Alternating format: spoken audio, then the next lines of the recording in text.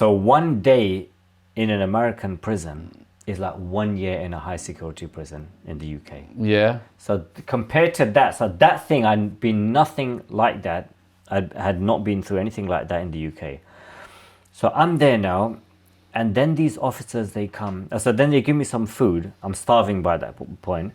In a little bag, my food is in a cup, and they don't even give me a spork. I have to eat it like an animal with my hands.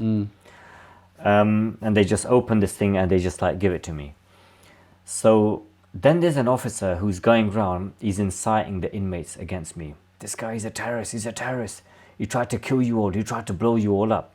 Because some of the other guys on the other case that went to New York, their case involved some like there was explosions or some sort of conspiracy. Right. Even though they were innocent of that, but like that was mentioned in the case. Right. So these guys, obviously, they've got half a brain. They think all these lot are the same. So he's going around. He goes, "You tried to kill Americans. I'm going to get him. Right, I've got this for him." He's shouting it out to all the other prisoners. He's shouting it out to all the other prisoners and all that. And he's coming out outside my cell, and he's like proper openly racist. I'm saying something to him. He goes, "Yeah, go speak English. Speak English." He's putting the American flag. He's putting it on like the window outside my cell. About 24 hours later, trigger warning, by the way, trigger warning about to come up, mental health related. So I've been there one day, one night. The next day, that afternoon, I had a panic attack. First time? Never had it before, never had it since. Right. I'm just there in the cell, and then it hits me where I am. Right. And where I am and what I face. I'm thousands of miles from home. I could spend the rest of my life in a cell like this, and it's like my chest is caving in itself. You know, my mouth becomes dry, eyes dilate, my breathing becomes like, I start breathing like fast, and I'm like, oh my God, what's going on here? And I remembered. I remembered someone who told me in prison that had happened to them before, and I thought, oh my God, this is happening to me. Then I just started reciting bits from the Quran that I had memorized. Surah Yusuf. I just started reading that, and as I started reading that, then I sort of just came out of it naturally, and I felt a bit calm after that. I stayed there for about 3 days, and then I went into a normal, not normal, but I went to another cell. So a SuperMax prison is basically 24-hour bang up, 24-hour lock in your cell. You're allowed out 1 hour, 3 times a week. 3 times a week, 1 hour? 3 times a week, 1 hour. Monday, Wednesday, Friday, for 1 hour of what they call recreation, which is a small underground dog cage, which is 4 steps forward and maybe 2 steps to the right. That's how tiny it is.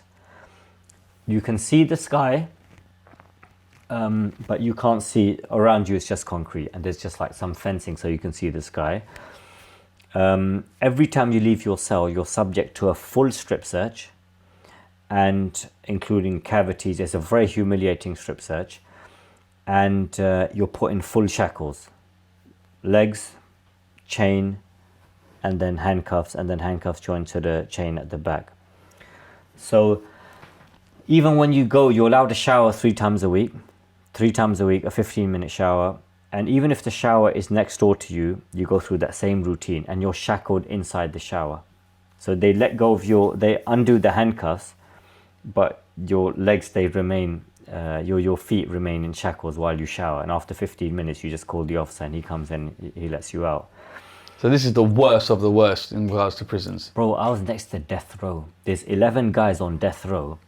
People that I would like, I think 8 of the 11 they had like, some of them had done like sexual related crimes, where they had like raped and killed women. Some of them had like killed like kids, or like some really horrific things that they had done. I think 3 were what you might class as normal. I think one guy, he killed like 2 police officers, and there was another Latin Kings hitman, and there was a third guy. I'm next to these guys. Their regime is better than mine. They have access to the death row library. They get more time out of cell. They get more time to use the phone and everything. And my regime is more restricted than them. In the daytime, so you stay in your cell. You don't have a pillow. You're just there. And there's nothing in your cell. So I was able to get some books. Yeah, there's no TV or nothing. No. Yeah, no TV or nothing. No TV, no radio. And how big's your cell? The cell is about. So in this room, how many cells could you get? 4. Of those, you'll probably get. In this room. If you were to split it lengthways, that's probably 1 cell. Okay. So you're talking like the dog cage, 4 steps there and 2 steps at the side. Right. There's a sink unit and a toilet in your cell. 1 minute on, 5 minutes off. 1 minute on, 5 minutes off. And the flash, they have to flash it? This one you can do. Okay. There's a slit window, one on your door that looks towards the landing, and one to the back that you can see outside. Okay. So what happened then, I'm there, I'm just by myself, and then one of the guys, he reached out to me, some guy, he shouted my cell number. He said, 104, how you doing, brother? It was a Latino gang member. And he said, how you doing? Where you from? Blah, blah, blah. He started talking to me. He gave me tips. He told me, he goes, this, what have you got? What's in your cell? How you can get this? How you can get that? So there, you're not allowed to have any contact with other prisoners. You can speak through the cells, but you can't have physical contact. You can't pass things. But some officers, some sympathetic officers would pass things between cells. Right. They call them quarterbacks. Right. Okay. Yeah. NFL reference. Yeah. The American football. Yeah. And so I'm just there, and all of a sudden, an officer comes. He opens my thing. He gives me a whole load of like snacks or noodles and pen and paper and stuff to write and books to read, everything, which someone else had one of the guys had sent. So is that the officer doing that, or is that another prisoner saying another give prisoner it to him? said, go and give it to me. He ain't got nothing. Okay. So anyway, initially there was a lot of hostility, I found out afterwards, from the prisoners towards me, because I'm a foreigner. Right.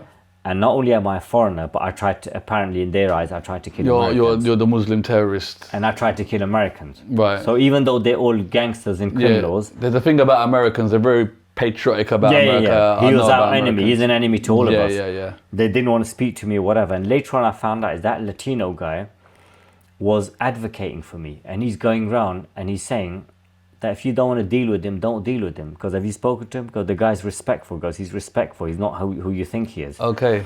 And he's garnering support. He goes, why are you going to believe a word of the pigs? You go, that guy's a pig. Yeah. Who's telling you what he is. Why are you going to believe them? He's one of us. He's a prisoner. So he's advocating for me.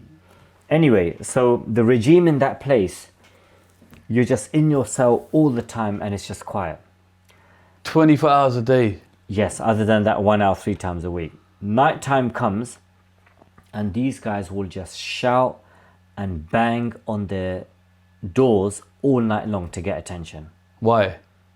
Because they're bored and just they're like, hey, so-and-so. So all day quiet, all night noise? All night they'll just be up till the morning. Mentally ill inmates provoking each other. They'll have swearing matches. So I guess you can't sleep then in the night time?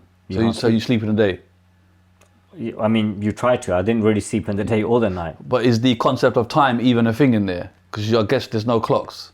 Well, there's like a little clock in like the main landing so you can see, but it's not like a lot of them would sleep in the morning, but you're hearing this banging. And later on, I mean, as I got to a better cell, the way I would go to sleep is I would have to stuff, so in the electric door, I'd have to stuff clothing all the way around it. Try and soundproof. Yeah, wet tissue where the flap is.